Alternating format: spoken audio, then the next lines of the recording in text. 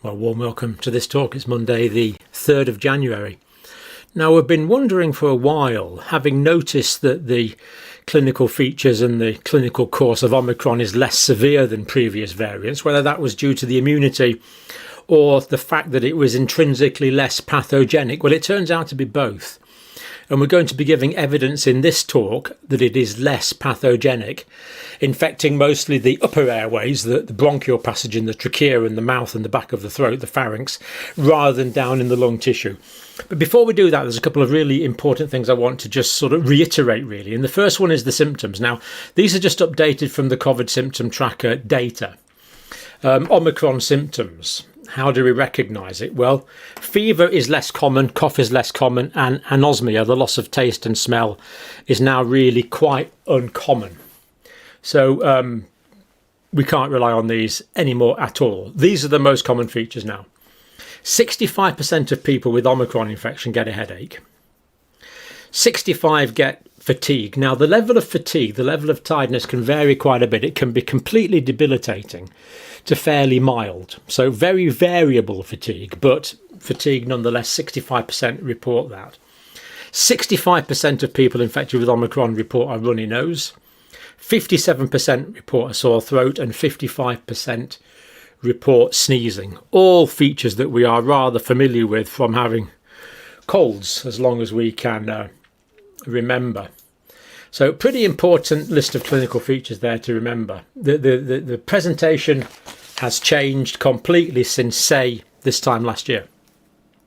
Now, just before we go on to look at the science I want to look at today, let's look at some COVID symptom tracker data, which is always pretty useful to look at. Now, this is new symptomatic cases up to the 27th of December. Now, the blue line is everyone. And clearly we can see that the dots are much further apart, so the line is going up steeply. That's everyone. But the red line is in those that are already doubly vaccinated.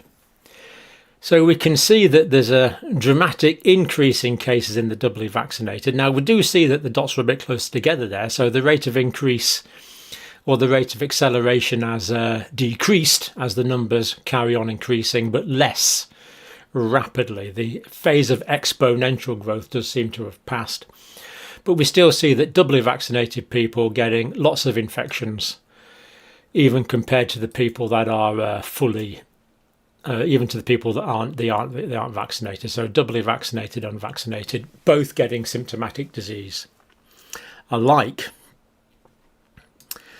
Now, this is the incidence by age group. Now, this really is quite significant. I want to show you a couple of things here. Now, first of all, we see that the fastest rate of increase has been into the 18 to 35-year-olds, which is this line here. Now, they have increased dramatically, and of course, these are the group of people that are least likely to be hospitalised. So are we getting a false impression of the lowered risk of Omicron? Well, I don't think we are actually, but there is another proviso here. And now this red line here is the 55 to 75-year-old age group. And here we see a dramatic increase in cases in that 55 to 75-year-old age group. And of course, some of these, a very small minority, but some of them are going to feed through into more severe illness and potentially hospitalisations. And there will be some deaths, although we believe dramatically less. So that does show the sort of shift in the demographic of those that have been infected. We see that the younger age group here have been infected earlier than this older age group. And we're going to have to watch that closely to see how that pans out. Now, this is the areas of the UK. And of course, we see London has increased dramatically. But actually, just off the edge of this graph over the last few days, which we don't show in this data because this is only up to the 27th of December, but this rate of increase, so as it's still increasing, but it's not increasing as fast. It's not exponential. It's just a linear increase in cases now, looking like it might be plateauing off soon. And the other thing is the population of London is less vaccinated than other parts of the country. And it may be that this is a factor. Also, there's a high incidence of people from African and Afro-Caribbean backgrounds in London. And as we've said many times, they're going to produce vitamin D more slowly than pale-skinned residents. So that could also be a factor there. So is the rest of the country going to go the same way as London? Well, yes, we can see it's increasing. Is it going to be as dramatic as London? Probably not quite as dramatic as London is the hope. Now, this is quite an interesting one. Comparison of new onset cold-like illness and the new onset of COVID with respiratory symptoms. Now, this is COVID with respiratory symptoms. So this is people diagnosed with COVID who are suffering from these features here that we just looked at, these common cold features. And we see that there's almost many of them, people with COVID colds, what we could call COVID colds, as actual colds caused by all the other upper respiratory viruses put together. Interesting. And actually now, these two lines have now crossed, because again, this is only up to the 27th of December. So there we saw that just under half of colds were COVID colds, and just over half of colds were non-COVID colds. Well, now we know with the latest data that 75% of colds are now COVID colds. In other words, this blue line will now be much higher, and it would be higher than this orange line. So at the moment, most times when people think they've got a cold in the UK, in the majority of cases, they're actually suffering from SARS coronavirus 2 infection, which is pretty interesting. Now, what I want to talk about next, just before we go on to the science, is what we might call, and it does link in. It's not completely disjointed. What we might call the Australia experiment. Record infections, plans to reopen the economy. Now, is this as ridiculous as it sounds? Well, let's just look briefly at some data from the UK. Now, here we see the cases in England. Now, okay, it's over the bank holiday and the cases might be not being fully reported, but that's the English data there over the past month. Are cases starting to go down a bit? Probably not, but they're not going up as quickly as they were. But then we can compare that to Scotland, that has had much stricter regulations, and we see, well, that theirs has actually gone up a bit more. Now, I know we can't make too much of this because it's only a small amount of data and it's over the bank holiday. But I think what we can safely say from this data is that the cases in England are not massively outpacing the cases in Scotland. I think we're pretty safe in saying that. So is this informing the Australian thinking, perhaps? So the plan basically opened up. Scott Morrison, we have to stop thinking about case numbers and think about serious illness. Yep. Okay, I think we can all agree on that, really. Think about living with the virus, because we're going to be for the next few years, managing our own health and ensuring that we're monitoring those symptoms. Well, I'm not sure why we'd want to monitor the symptoms unless we're going to isolate, so I'm not quite sure what Mr. Morrison means there, but we'll leave it. And keep our country going, which of course I think a lot of people would certainly agree with. So it does seem to be a fairly, is this a fairly fundamental change in philosophy in Australia? I think it probably is. Another line of evidence, Queensland Chief Health Officer, Dr. John Gerard. Omicron peak at very large numbers in late January or early February. Well, I agree completely.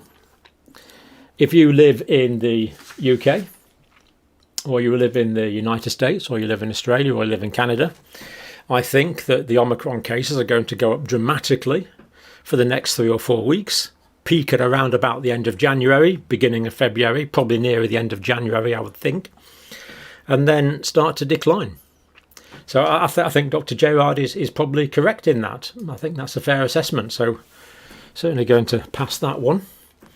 We are expecting in the next few weeks very substantial numbers of people are going to be infected. Yes, this is completely inevitable, because as we've just seen, there's no indication that the enhanced lockdown or the restrictive measures in Scotland have reduced the spread of Omicron any less than the less restricted England. I'm not saying, I don't want to go on from this and say we don't have to practice precautions. We do, because we still need to reduce the spread if we can to level things out. But let's go on with this Australian thinking. I think we just have to assume that all of us are going to be exposed in the next few weeks. Yeah. So I already have dozens of friends and colleagues exposed and feeling slightly unwell now or testing positive now. all over the world actually, and I'm sure you have as well. The last time I tested about a week ago, I was still negative. Did have a common cold, but still testing negative. Now, when I did this, I did do as near a pharyngeal swab as I could as well, and a nasal one as well. I think there's some tentative evidence emerging that the level of the virus with Omicron might be lower in the nose and higher in the pharynx. So trying getting to the back of the mouth is probably important. Doing the nasal one as well. But anyway, I did both and it was negative. But I've had 3 vaccines, so I may well be completely asymptomatic or protected from infection, or I may get it soon because people are breaking through. But we'll look a little more on the levels of infection in a minute. I don't want to preempt that. Dr. Gerard again, we can expect very large numbers of cases, and in the majority of cases, the vast majority of cases, the symptoms will be mild, and this is what the science we're going to look at today is indicating. And then he says, so clearly the vaccine is working. Now that's what I would call a non sequitur. Because the cases are mild, it doesn't show that the vaccine's working. It could be that it is intrinsically less pathogenic. Now, of course, we know it's a bit of both, but I'm being a bit pedantic there, but that is a non sequitur. Because the vast majority of cases of the symptoms will be mild doesn't mean that the vaccines are working. Yes, I think it's going to help, but that's not a logical inference. And the last bit of data from Australia, just before we go on and look at the science cases, which I'll probably do fairly quickly now, but there we go. Queensland Premier Anastasia, this lady here, and we'll call her Anastasia. What we're doing is telling people to go and get vaccinated, okay, especially if they have a booster dose. We know that's going to be efficacious. We have given every Queenslander in this state the opportunity to get vaccinated. Okay, I agree, detecting a bit of frustration there, but understandable. I'm now urging people in those Indigenous communities to ignore the social media posts and immediately go and get vaccinated. Your vaccination. So it looks like in Indigenous groupings in Australia, there has been some information which might be less than accurate.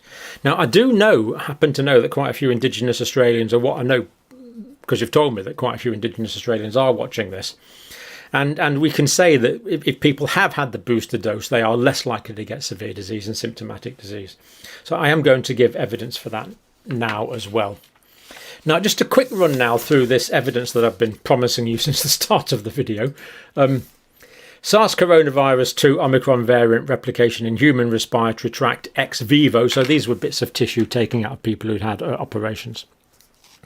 We've looked at this before. This is just a recap. Omicron infects and multiplies 70 times faster than Delta in the human bronchus. That's in the upper airway.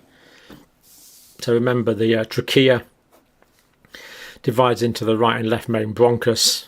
That subdivides into the bronchial tree, subdividing into smaller alveoli, eventually going into the lung tissue. So we don't want the lung tissue infected, because if the lung tissue gets infected, we get consolidation, and that's what pneumonia is. So we don't want that. We don't want infection here. And the virus is growing much more slowly here than it is here, causing upper airway infection. And also probably the virus is growing in the mouth as well, it looks like. Which again is less concerning than in the lungs, where we don't want it. So 70 times faster up here, 10 times slower down here for the Omicron is what that data is showing. So that was, I'm going to show you these briefly because I don't want to make you think I'm making this up. So that's that paper there. Do check that one out. Next paper here is this one here. Now, of course, a lot of these are preprints because this is early stuff, but they are focusing in agreement. I'm not just picking the ones that agree. I have looked around for ones that disagree, and there aren't any.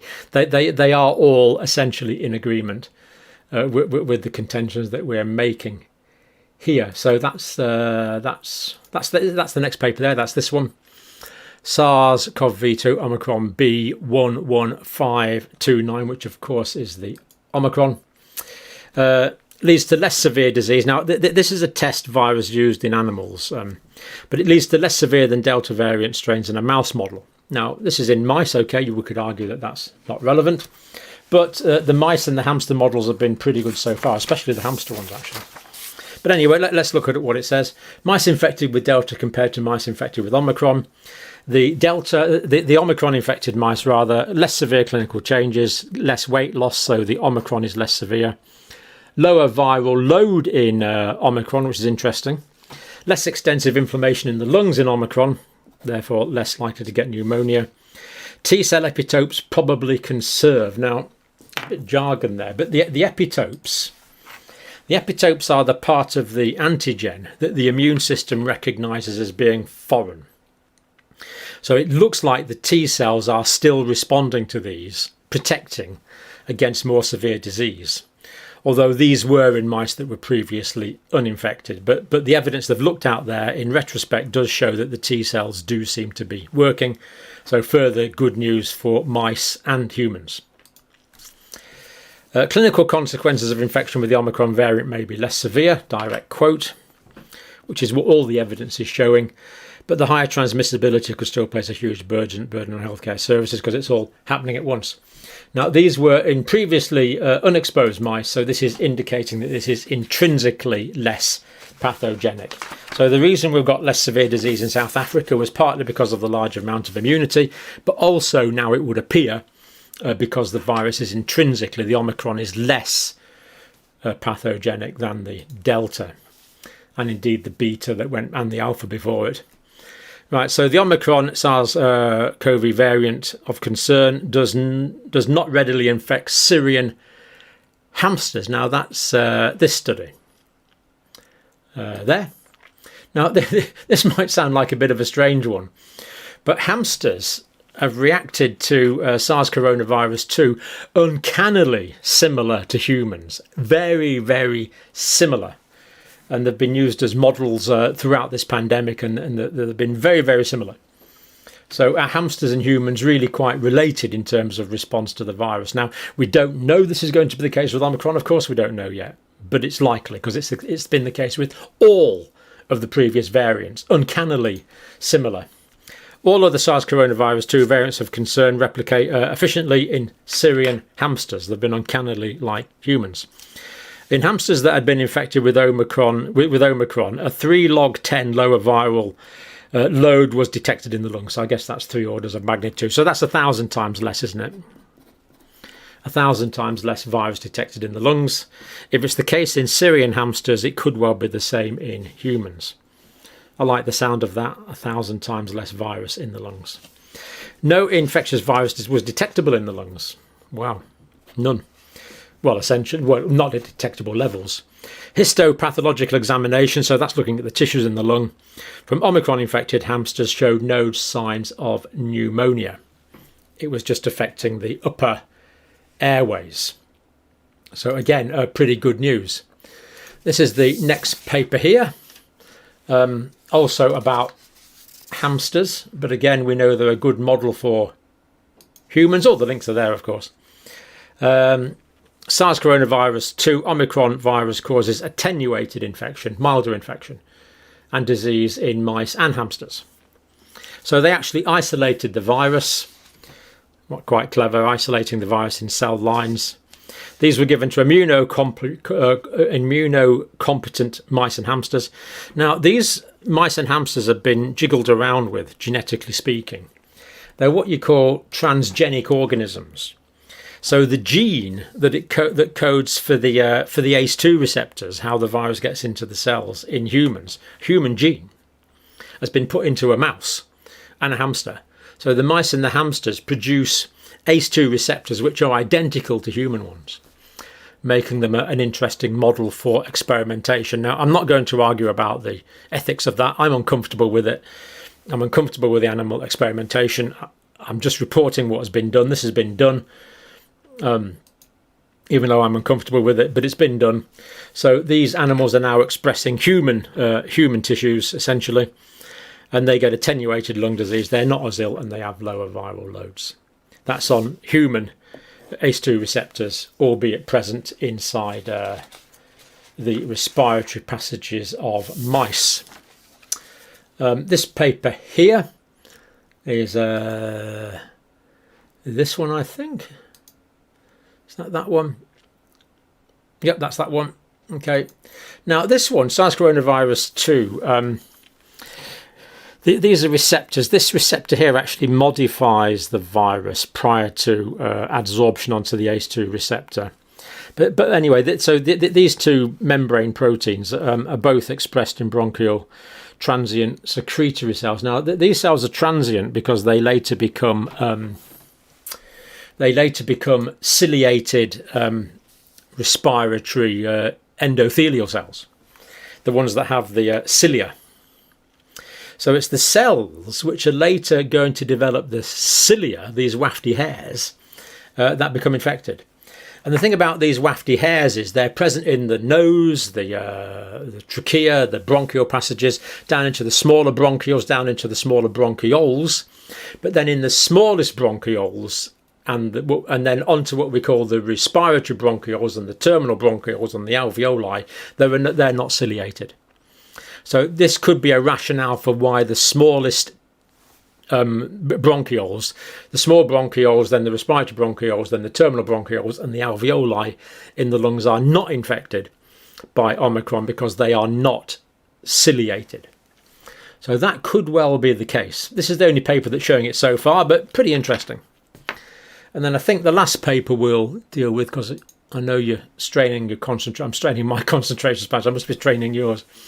This last one here, again, available in preprint form, but these are all from, this is from people like, Glasgow Centre for Virus Research, School of Mathematics and Statistics, University of Glasgow, collaborating with London School of Hygiene and Tropical Medicine. So it's not as if it's a silly paper by any means. It's a very reputable sources. The hypertransmissibility of SARS coronavirus 2, hyper, very, very transmissible. Exhibits significant antigen change, vaccine escape, and a switch in cell entry mechanisms. Interesting. So Omicron markedly decreased neutralization in serology. It's not neutralized by the antibodies, as we saw yesterday, which is why symptomatic infection is breaking through. Now, what they found was, this was interesting. Who is most protected from symptomatic Omicron disease? Well, the people that are most infected are those that have had 3 doses of vaccine. And presumably those that have had infection as well as 3 doses of vaccine are even better protected. People who've got immunity from natural infection without vaccinating, they do second best, and they do better than people who've had 2 doses of vaccine. So that's what they compared. People that had 3 doses of vaccine, people that had the infection but not vaccinated, people that had 2 doses of vaccine, they were most protected. They were second most protected. They were third most protected. They didn't say if there was a group that was even more protected who'd had the infection and the vaccine, or the vaccine and the infection. They didn't study that, so that's all we know. But 3 doses of vaccine giving greater protection, at least for the time scale that the vaccination programme has been on in the UK, which is all comparatively recently, of course, the booster dose vaccine in the UK, the 3rd dose of vaccine in the UK, providing more protection than natural immunity, which is interesting. That's not telling us about severe disease, of course, it's just telling us about symptomatic infection, but really we're more interested in severe disease, but it's interesting nonetheless. Omicron compared to Delta, compared to one of the original Wuhan strains of the virus, particular mutant from Wuhan. Titers of Omicron variant in the lung tissues were at least an order of magnitude lower at each time point compared to the other 2 variants. So what they did was they followed the infection through a period of time, and always throughout the evolution of the infection, as the body was getting rid of the infection, there was always 10 times less virus in the lungs compared to the wild Wuhan, or the original Wuhan type and the Delta type. At least 10 times less virus in the lung. So that's very encouraging, because less virus in the lung, we believe, will lead to less pneumonia. Now, this doesn't automatically follow, because the virus in the upper passages could lead to a systemic inflammatory response that could cause a cytokine storm, but it doesn't seem to be doing that. It seems that a lot of this inflammatory effect is localized. So the presence of the virus in a particular place is what causes the inflammation of the virus in that particular place. So the virus in Delta, for example, is present in the lungs, therefore the inflammation occurs in the lungs, therefore patients get pneumonia, they get the acute respiratory distress syndrome. And because of the microscopic distances between the lungs and the blood vessels, in people with pneumonia who have inflammation in the lungs, it's only the tiniest couple layers of epithelial, endothelial cells thick, absolutely microscopic distances to get through, and you're in the blood. And then, of course, that could account for the problems in the blood vessels, the problems in the heart, problems in other organs as well. It could also account for some of the thrombotic changes that occur around about the lungs as the virus leaks from the lungs into the adjacent capillary and small vessel network into the venules, and then after going around the circulation into the arterioles in the lungs. So it is looking like the inflammation is localized. So this is again, not necessarily the case, but it's looking like it. So that's looking favourable, that less viruses in the lungs therefore are likely to get pneumonia. This is consistent with attenuated replication of Omicron in lower respiratory tissues as recently reported. In other words, all of these studies that we've looked at are all singing from the same hymn sheet. There are no studies, and I have looked, well, I've done quite a few Google searches and Google Scholar searches and things. There are no studies saying that Omicron causes more severe lung infection than bronchial infection. None. All the studies that we have, and we've looked at about half a dozen there, are all showing that it's more of an upper airway infection, less likely to cause severe lung disease, consistent with the features that we are now seeing in 75% of people who have colds in the UK have a COVID cold in the UK, according to the latest Zoe symptom tracker data. So if you do have a cold and you've got testing facilities available, do test, find out if you've got it. Then you can take precautions to not infect vulnerable people. And also it'd be going to be pretty interesting to know if you've had it anyway, because if you have had Omicron, as we saw yesterday, you are going to be, I can't say immune, but you're going to have a high level of protection against a future Omicron infection. And you also have a high level of protection against Delta. So if you've had Omicron, you are going to have a high level of protection as well. The Omicron will stimulate a good level of protection against Delta, which is why I believe Delta will go away, as we saw yesterday. So the science is fairly good. I'm going to do a bit of a crunch on the numbers tomorrow. There's nothing that's causing great alarm at the moment. The main problem just now is so many, in hospitals, for example, there's so many people off sick. So many people are self-isolating because of the current isolation rules. This is what's causing states of states. What do you call it? States of, not states of emergency, whatever you call it when hospitals are somewhat overburdened. State of emergency, I think. Anyway, it's largely because so many people are off sick or having to isolate is the problem, rather than being totally inundated with COVID patients. So that's kind of where we are at the moment. If the numbers change, we'll report it straight away, of course. But so far, and the reason I've wanted to do quite a bit of science over these past 3 days is to show that the science is continuous with the data out of South Africa, the provisional data from the United Kingdom, and the data that is going to be coming out of the United States over the next week or two. Thank you for watching.